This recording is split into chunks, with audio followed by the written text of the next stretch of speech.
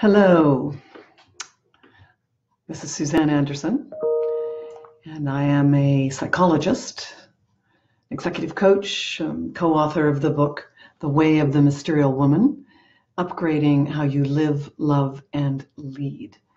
And I am excited to be able to work with you today around this topic of what it means to be able to hold space for another without losing yourself. And maybe I'll just begin by saying a little bit as people gather here for this conversation. I'll begin by talking a little bit about my own background, which is that I've been actually in many roles that would be this sort of facilitator role. Was a facilitator for many years, worked as a management leadership consultant in both North America and in Europe. So I was in the experience of often holding large groups of people through leadership change processes.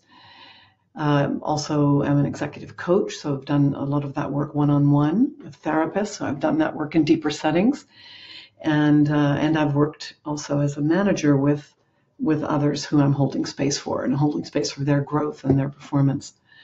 So in all of these roles, I would say I certainly learned a lot of skills. I learned how to be better in those roles, and there were professional ways that I had to gather the expertise to do that.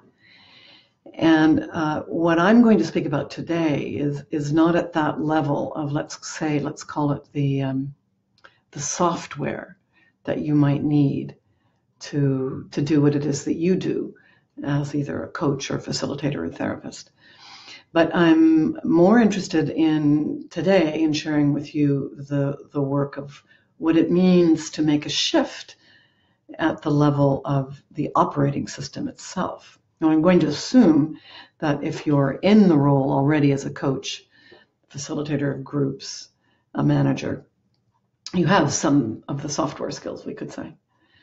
But I think what really makes a profound difference in terms of our capacity to hold others, to hold process, for creative solutions to arise, for healing to occur, for growth to occur.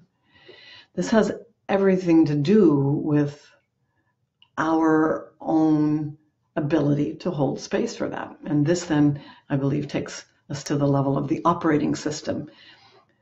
In other words, how is my capacity to keep track of and be present to my own direct experience, while at the same time I'm keeping track of and tuning into your experience? And how do I do that also? Do I keep track of or tune into a larger collective? And how do I hold in presence what's going on for others while I'm also doing the same for myself?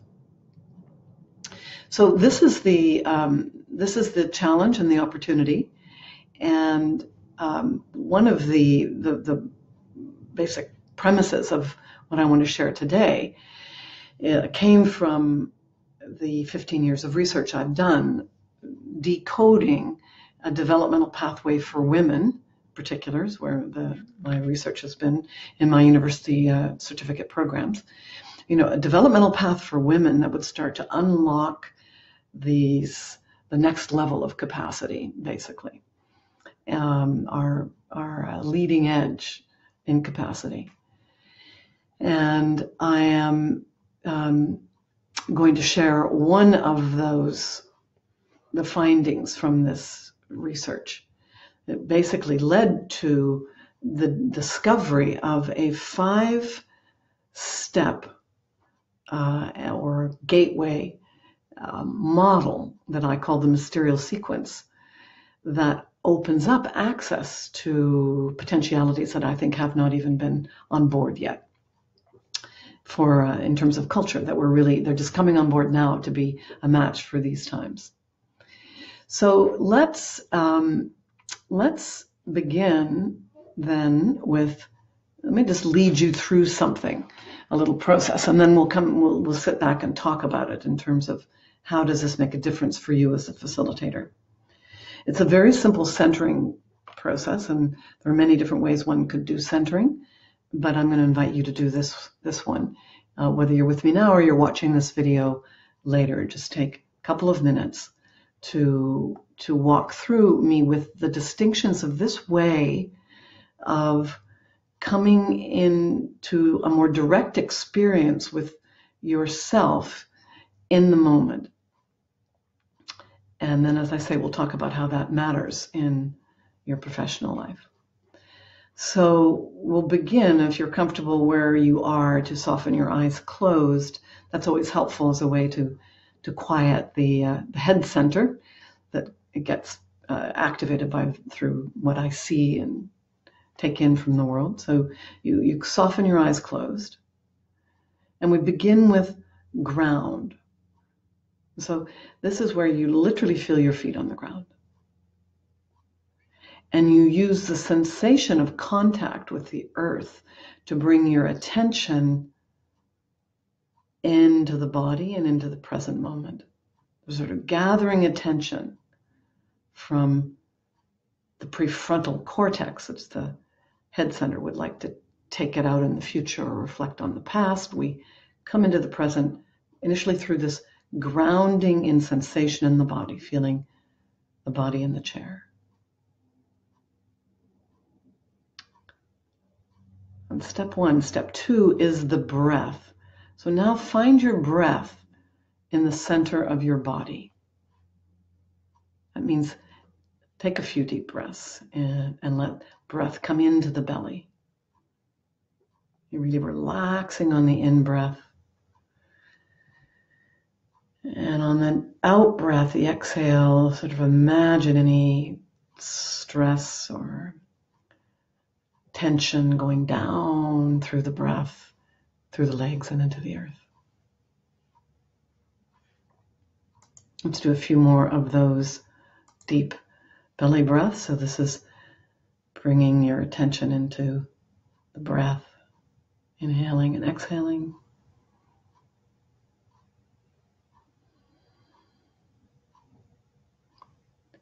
And then the third component here is gravity. So actually, as you exhale, now allow your muscles to relax into gravity. Let the skeletal system do its job of holding you up. So that means soften in the shoulders often, and soften the jaw between the eyebrows.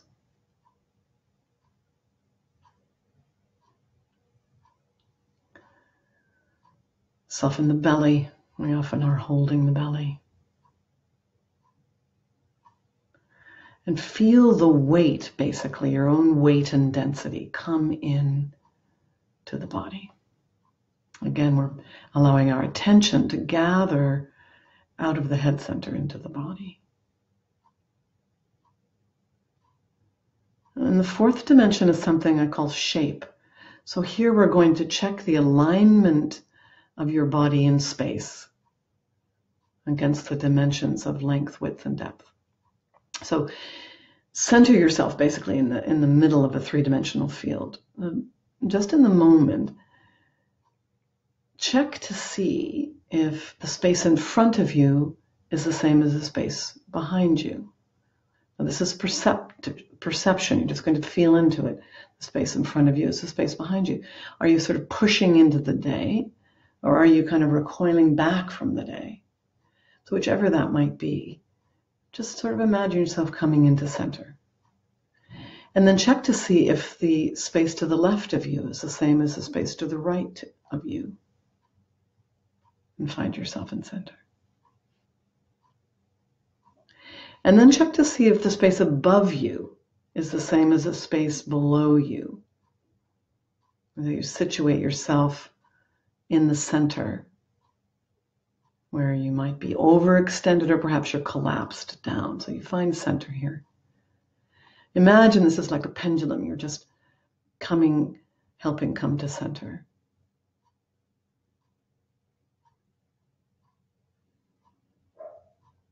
And then the fifth dimension is we invoke a quality. In this case, I'm going to use the word ease. So you ask yourself, and it's a sort of rhetorical question, what would it be like if I had a little more ease in my being right now? What would it be like if I had a little more ease in my being right now? And you just let yourself respond, however your body responds to that inquiry.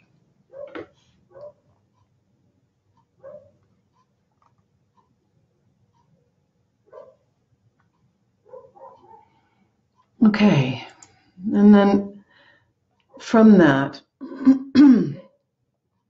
place of center, increased center, hopefully, you can soften your eyes back into contact with me again and see if you can hold on to that. So now as you come into connection with me, with other, be aware of yourself and sort of readjust again so that you can come back to center, even as you take me in.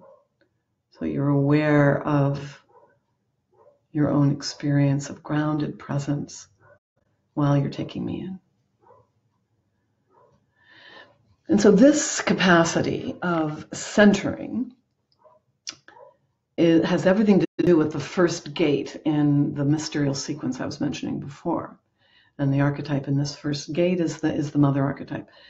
What we need to learn to do more and more, I think, for those of us that are holding space for others, is how to really hold space, be fully present for our own direct experience. Because anything else means that we are, if we can take in another, which we're probably very good at if we are working professionally in this domain, but it also can mean that our own vessel, by the end of the day, has very little left in it. That we are continually draining that vessel and giving our substance to those that we are working with and those we're holding space for. So it becomes really key that our own vessel, and we understand what this means even. What does it mean to maintain this quality of presence in the work that we do with others? And one of the things I think is really significant about, let's say, this way of working that's sustainable, is the understanding that no matter what technique we know and whatever professional way that we're trained to be good at what it is that we do in terms of helping others, there is something really potent, and there's been a lot of good research done around this, about simply our presence as an impact. In other words, the resonant field of our being that someone else can attune to, that others are actually coming into your vibratory field. And that's actually true, I have found, in online coaching and working with groups, in the same way that I experienced it one-on-one with people who work with me in person. This is simply true, that how does that work? Some of it we can see some of the studies that point to the neuroscience of different neurotransmitters actually syncing up and vibrating at the same pace when you make contact with another being. But there's something we can't fully understand, or I certainly can't fully understand. It's sort of the mystery in a way. Why is that? But it certainly, I notice it happen enough in my own experience and the experience of clients to say it's really significant. It's certainly significant, I think, for the client's ability to find what's really going on for them if they come into this very spacious vessel of my being, for example. But it's also true that it's how I maintain my own sustainable, the well, basically, of my own being stays full and fresh with water. It's up to me to have that happen. It's not about clients draining me. It's about me actually having the container stable and steady enough that that's not actually possible. So one recent example, actually, that comes to me is of someone who's working more as a facilitator and also a coach, but a senior manager in an organization. And her experience was, predictably, she would run her executive meetings, and she would arrive late for the meeting or just on time when everyone else was coming in. The room would sort of be in disarray, chairs having to be pulled from various corners of the room. Sometimes the room would already have somebody in it and they'd have to kick them out. And then they'd sort of, that sort of chaos would spew into the meeting itself. And she would be very frustrated at the end of these meetings that nothing really seemed to happen, or she thought she'd clearly communicated something and her staff would do something different, and that she never really felt there was like a coordinated and resonant experience with her management team. So as she started, and often blamed them actually for that experience, and as she started to get more responsible for her own role in that chaos, things started to change. So she began to recognize the potency of her own presence in the room. And was it anxious and chaotic and spinning from the meeting before, or was she actually fully present? It was a bit of an experiment. We went through this for several weeks just as an experiment. I said, well, let's just see. Let's just go and do the research and find out if this is true or not. So what she began to do was to arrive early in the meeting, in the space, set it up, pull all the chairs into the table, actually create an environment and be present there, centered, for when her other people would actually arrive at the meeting. And from that experience, then before she even launched into the agenda, whatever that was going to be, she made eye contact with people, she checked in with people, she herself was grounded and present, and she would lay out the agenda for the meeting, the time that they were going to take for the meeting, make sure from that stillness and connection, she then moved into action. And not surprisingly, from my perspective, but surprisingly from hers, the meeting went very differently. That basically, as I've said, people were coming into her pattern of presence. And from that, there was the possibility for more creative, collaborative conversation to arise. But the other big advantage was at the end of those meetings, she did not feel drained and exhausted and spun out the way that she usually did. So this makes the case then for what are the ways that we can actually do that, and how do we notice when we are or are not in full presence. And these are the kinds of things I'm going to consider in the facilitator track of my Mysterial Essentials program, which is the program I've been doing online now for a year, and that's beginning September 19th. And you can find out more about that at my website, mysterialwoman.com. And this new track I'm adding in, this course, which is the third online program we've done, is, I think, going to be a very exciting way for those of you that are, as I've said, facilitators, coaches, therapists, managers of other women, or just interested in what it is to hold space for others, for your friends who are going through change and transformation. How do you take the Mysterial sequence gateways that I'm going to share with you, this source code for a woman's development, for unlocking our potential, that you're going to be learning that in the Essentials course, and that happens over the course of 3 months, where we're spending 2 weeks with each one of these 5 gates and experimenting with what it means to just start to awaken that either feminine or masculine essence that aligns with that particular gate. And then on the every other week, I'm going to meet with the facilitators, and we're going to look at how does that particular archetype and feminine or masculine essence translate into how I am doing what I do professionally in this work of holding and facilitating others, managing others, coaching others.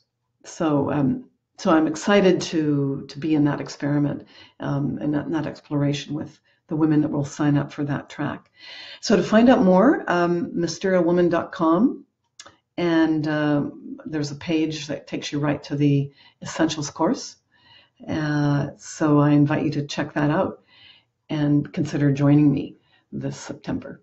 And thank you very much if you joined me today for this little centering exercise and experience of exploring what it means to be the vessel, the fully present vessel that holds space for the awakening of more consciousness and leadership capacity in others and in women in particular.